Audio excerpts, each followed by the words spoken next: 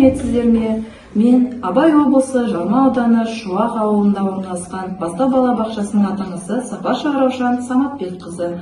Менің қызым осы балабақшаның тәрбиеленушісі Болат Анель Батырханқызы. Бүгін біз өзіміздің әжемізге көмектесіп, құрақ көрпеше тігеміз. Қызым, сен маған осы ойлардың атауын атап жіберсең? Мынау қандай? Мүйіз. Ал мынау ше? Қанат. Жарайсың, қызым. Екеуміз қайсысын тігейік ең бірінші? Мен таңдауың қандай күшті. Сен ою жасап отырсың ғой, осы жерде. Сен осыны жасай бер, мен әжеме көмектесіп, мына оюларды тігемін.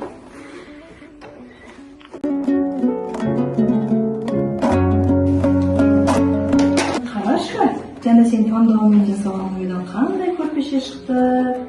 Тамаша, е? Екеуміз осыны әжеге сыйлайық. Әжеміз қуанып қалсын. Жүр сен алма. Мен айтам, менің қызым маған көмектесіп, екеуміз жасаған көрпеше деп айтам. Жүр. Ой, жарайсыңдар балаларым, қызым. Өте жақсы анаң екеуің маған ой өрнекті көмектестіңдер. Осылай өскелең ұрпаққа ой өрнекті дәріптеп үйретіп жатқандарыңа көптен көп рахмет. Өнерлерің өрге жүрсін балаларым. Оқасы жоқ. Қасы жоқ. Рахмет. Өнерлі болды, рахмет балам.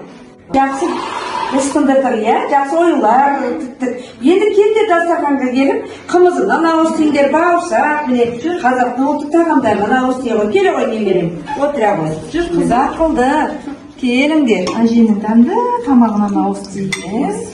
Міне, қымыз ауызы. Сен жақсы көретін бауырсағымды да әзірлеп қойыпты ғой әжем. Қандай күшті. Міне балам.